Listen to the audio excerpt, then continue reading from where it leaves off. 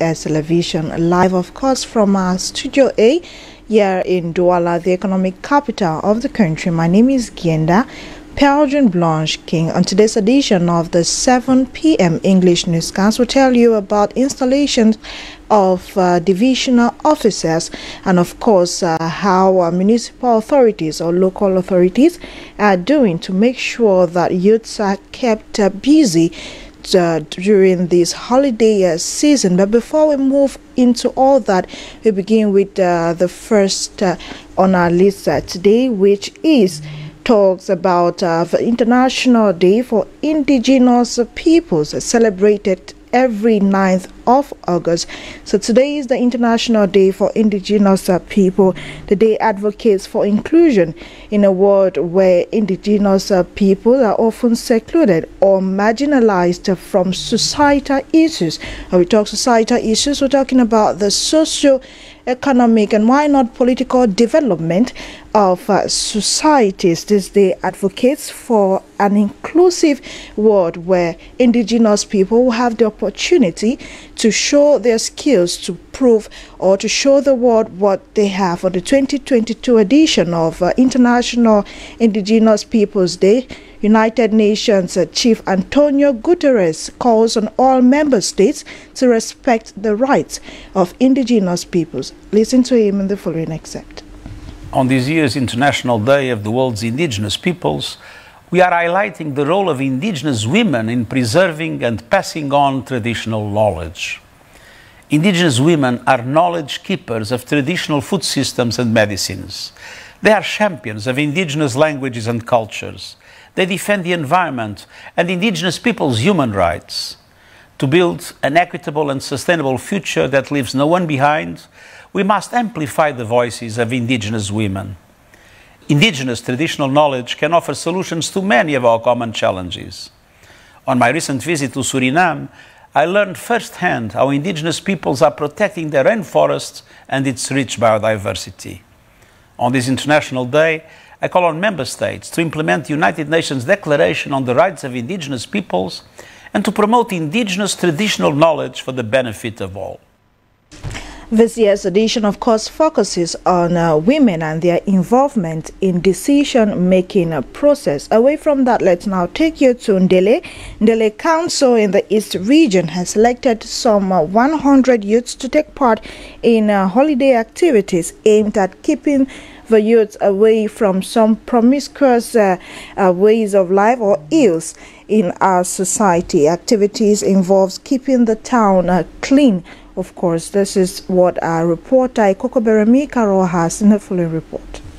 Over 100 youths have been selected by the Ndele Council in the East region in order to keep the town clean.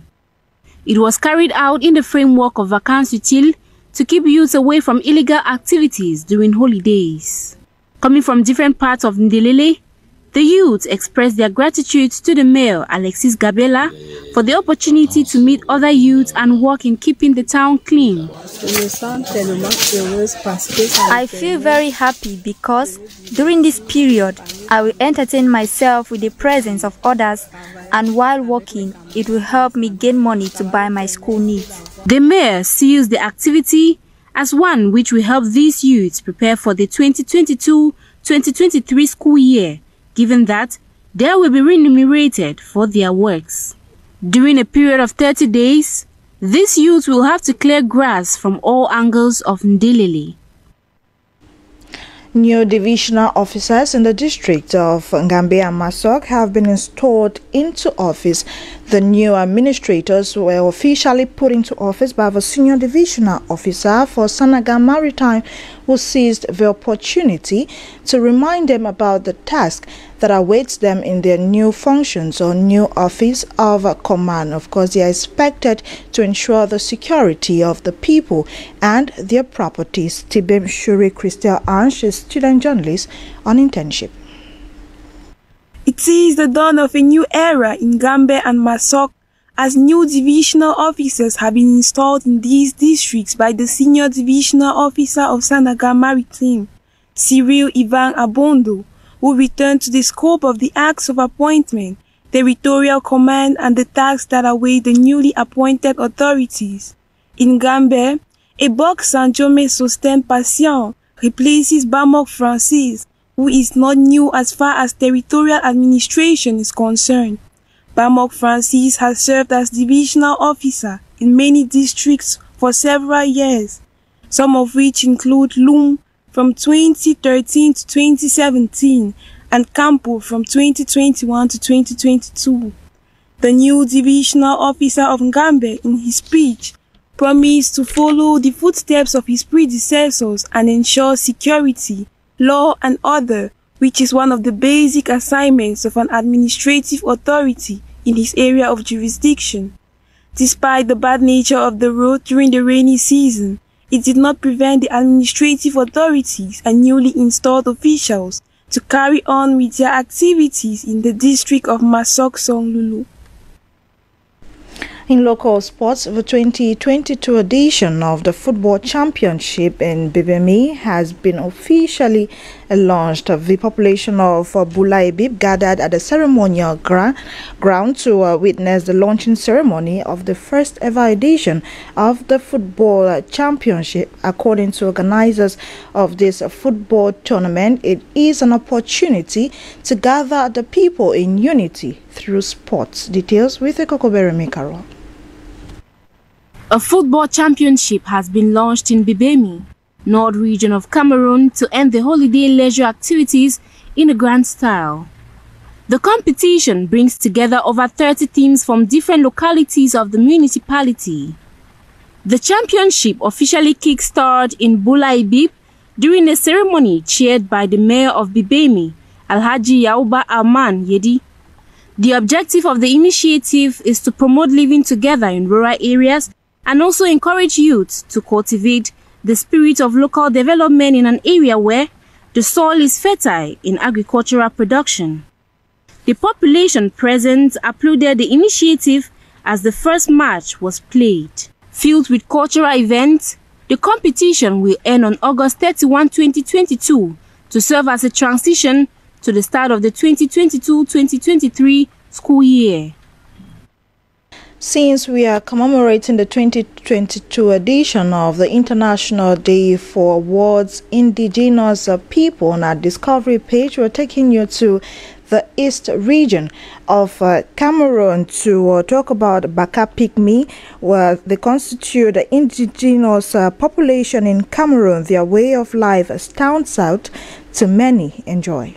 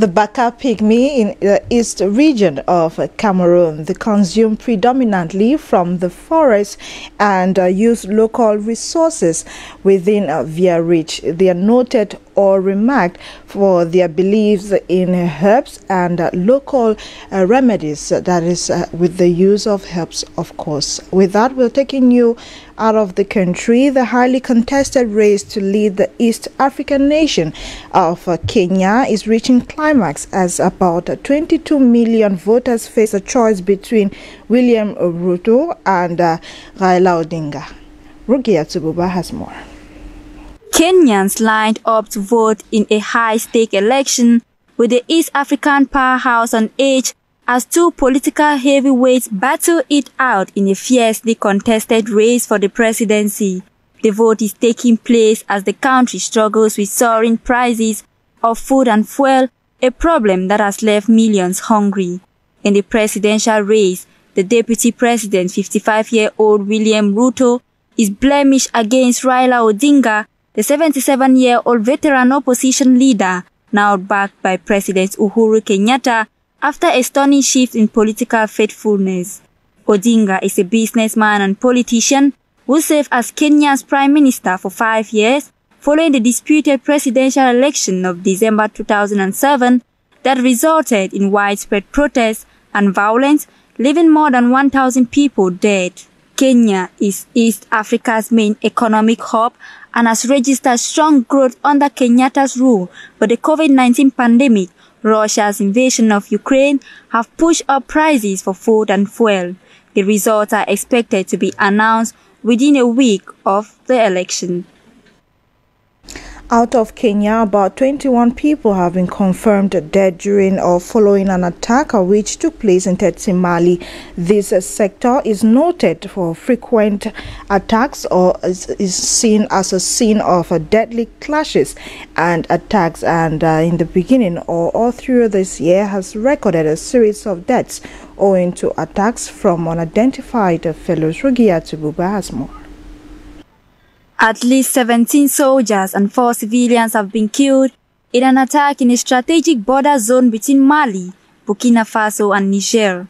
The Tessit sector, located on the Malian side of the three-border area in a vast rural region not controlled by the state, is frequently the scene of clashes and attacks. Thousands of residents have fled the area, many heading to the town of Gao, some 150 kilometers away. Barkan troops are currently preparing to exit their last base in Mali, especially in Gao, to redeploy to Niger after Mali's junta turned away from France and towards Russia in its fight against jihadism. Mali is struggling with a long jihadist insurgency that has claimed thousands of lives and forced hundreds from their homes. Violence that began in the north has spread to the center and south of the country, as well as to neighboring Burkina Faso and Niger. Mali is also in a grip of political upheaval following military coups in August 2020 and May 2021. Ladies and gentlemen, thanks for your time. We'll see you again tomorrow when it is 7 p.m. by our studio clock. My name is Genda Blanche King. Stay tuned to DBS for other interesting programs. Happy viewing and good night.